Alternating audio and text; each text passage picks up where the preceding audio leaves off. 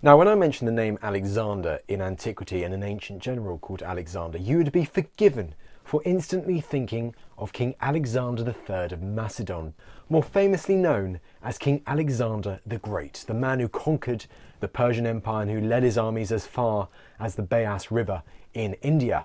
But no, this is not what this video is about. This is not about the famous Alexander the Great.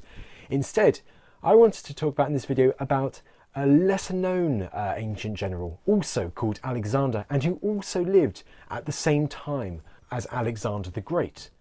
Now, his name was King Alexander I of Molossia, and this is the story of the other Alexander.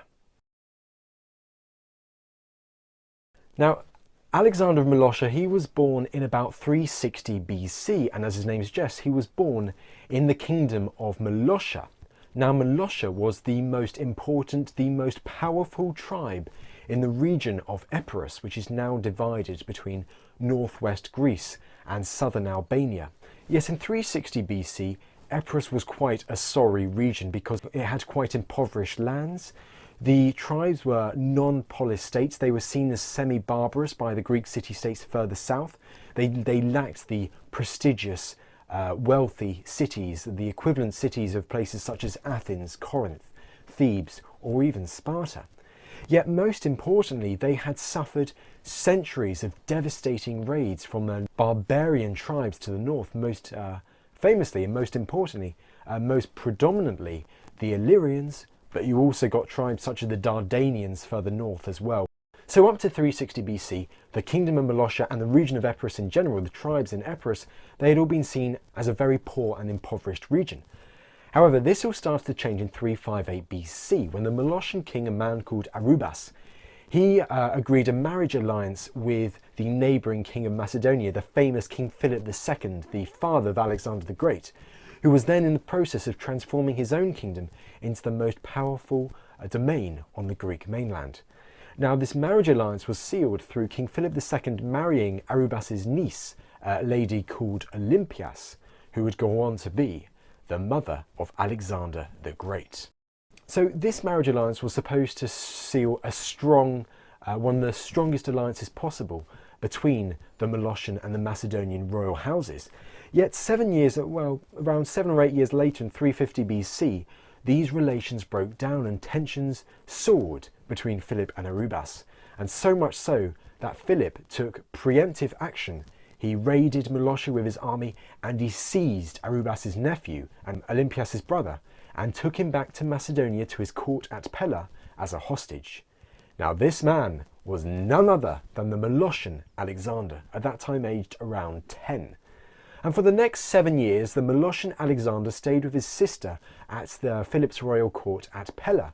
But although he was, strictly speaking, a political hostage, these proved some of the most valuable years of his life because there he received a Greek education, according to our sources, and he witnessed firsthand the art of charismatic leadership from figures such as Philip II, but also some of his key and highest ranking subordinate generals, people such as Parmenion, Antipater, Antigonus, and Clytus the Black. Now, 7 years later, in 343 BC, tensions once again soured and became very strained between Arubas and Philip. And this time, Philip went one step further because he invaded the whole of Molossia with his army. He overthrew Arubas as the king, and Arubas fled into exile in Athens. Now, Philip needed someone to replace Arubas as king of Molossia, and to do that, he had the perfect fit in Alexander. So he instated Alexander as king of Molossia in 343 BC. But most of all, he gave Alexander an especially crucial present because he gifted Alexander three coastal Greek cities within his possession on the Epirot coast. And these 3 cities were Buketa, Elatria, and Pandosia. Now, their position was vital because these 3 cities were situated on the coast of the Ionian Sea. And before then, the kingdom of Molossia had been an inland kingdom. It had no direct access to the sea. But Philip's gifting of these 3 cities to Alexander changed this. And this gave Alexander huge opportunity in the years to come, and an opportunity he would be sure to take advantage of. Now, for the next 9 years, between 343 and 335 BC, Alexander reigned as the king of Molossia, and he remained in Molossia, strengthening his own kingdom, learning the lessons he had learnt at the court of Philip II and applying them in his own kingdom. And one of the first and most important things he did was that he united the three main tribes of Epirus in an alliance. Now, the most important of these three tribes and the strongest was the kingdom of Molossia, but behind them was the kingdom of Chaonia, further to the north, and the kingdom of Thesprotia, further to the west on the border of the Ionian Sea, on the coast of the Ionian Sea. And Alexander, he united these tribes in an alliance, spearheaded by him as king of Molossia and leader of the Epirot military forces. And this probably more than tripled the amount of manpower that Alexander had available in his army. Yet he didn't stop there, because he also, just after that, he reformed the Epirot army along the Macedonian lines that he had witnessed during his time in Macedonia. He brought in the powerful Macedonian sarissa phalanx, equipping most of his infantry with 6-meter long sarissa pikes, but he also started to increase the use of cavalry. The Molossians were famous for their skills as horsemen. So, having reformed the army and united the tribes, by 334 BC, Alexander had created this strong, formidable kingdom in Epirus, a huge difference to what it had looked like barely 20 years earlier. It was an amazing transformation. And very soon, with this powerful kingdom behind his back, Alexander started looking to gain his own great conquest. He couldn't go east, because that was where the new Macedonian king, King Alexander III, better known as Alexander the Great, was reigning, and he was planning his great conquest against the Persian Empire. So Alexander, he could not head east. Yet he did have one other option, and this presented itself in 334 BC. When the Greek cities in southern Italy, several colonies spearheaded by the jewel of southern Italy, the city of Tarentum, they sent an envoy to Alexander in Molossia. The envoys sailed over the Ionian Sea, they went to Alexander's court, and they asked for his assistance, his military assistance, against the native Italiots tribes, which within the last 20 years has become a huge threat to the Greek cities in southern Italy. Now, Alexander, he sees this as the chance he has been waiting for, and he gathers his army and he sails across the Ionian Sea to Tarentum, where he is greeted by a large allied army, and also funded by the Italic Greek cities as well. And with this large force, he starts marching against the native Italiots tribes to liberate Greek cities and capture native Italian strongholds. And at the start, it all goes very well for him. For the first 2 years, he gains success after success. He liberates city after city, captures native Italian stronghold after the native Italian stronghold. And this all culminates in a great decisive victory in a pitched battle against the Samnites, the Lucanians, the Bruttians, the Apulians, a conglomeration of native Italian tribes. He defeats them in the field of battle at Paestum in 332 BC. And this is when Alexander, he's at the zenith of his power. But unfortunately, it did not stay that way for long. Now, whilst Alexander, he's still enjoying his zenith, he receives an envoy from Italic tribes further to the north seeking friendship. And one of these tribes is none other than an infant Rome. Alexander and the Romans agree a treaty of friendship, and then they part ways. Now, following his victory at Paestum and his meeting with the Romans, Alexander heads back south, but he's immediately hit with a hammer blow, because in the meantime, the Tarentines, his key supporters in southern Italy, they have become disillusioned with the Molossian Alexander, because the main reason they had invited him over was to help them against the native Italian threat, to quell the threat from their native neighbours. However, they start to realise that Alexander has more ambitious plans than just being their saviour. They realise that Alexander aims to carve out his own great empire in southern Italy, and this is something the Tarentines do not want. They do not want this at all, because the main thing they cherish above anything else is liberty. And so they become disillusioned with their former saviour, and they demand he leave. And one of the ways they try and force him to leave is that they withdraw their military support and their funding for Alexander's army. This is a huge blow. The richest and most powerful of the Italic Greek cities has just abandoned Alexander at the time that he thought everything was going smoothly. However, Alexander remained undeterred because many of the Italic Greek cities remained loyal. And so with these cities, Alexander regroups and he re-coordinates to restart his campaign to forge and to continue to forge his own great empire in southern Italy. However, his conflict with the Tarentines cost Alexander precious time, and this time was what the native Italiots needed and made decisive use of, because in that time they raised a new army of Lucanians and Bruttians.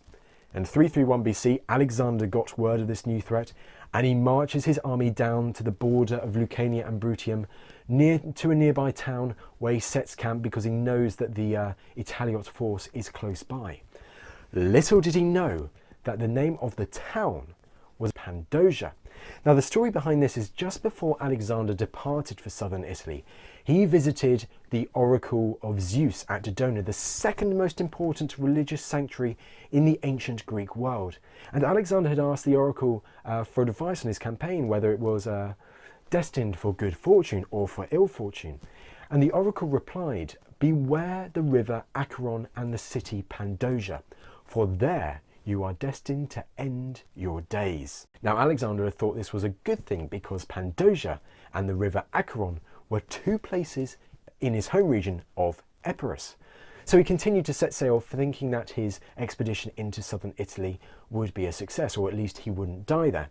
He had no idea that there was another Pandosia in Bruttium, where he set camp in 331 BC. Now going back to the story, how Alexander set camp near this city, he divided his army into three bits onto three different nearby hills, all within range of each other. He wasn't dividing his army completely.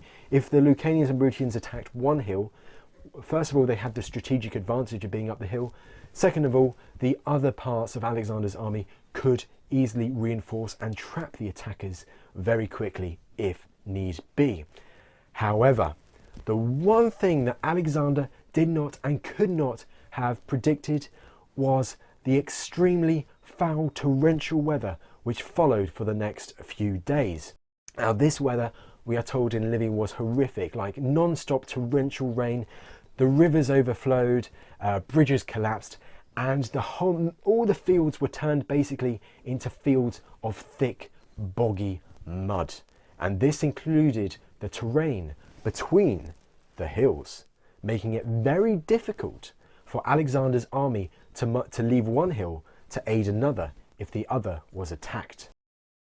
This was something that the Lucanians and the Bruttians took advantage of. They saw that Alexander's army had basically become divided and stranded into smaller forces, and so they attacked each army on each hill one by one, and they eradicated each part of the army in turn, until only the Molossian Alexander and his small part of the force were left on the last hill. Now all looked lost for Alexander at this point, and the final nail was about to be struck in his coffin when Lucanian and Bruttian exiles in Alexander's army, believing Alexander was on the winning side, they decided to betray Alexander. They sent word to their countrymen in the opposing army saying that they would hand over Alexander.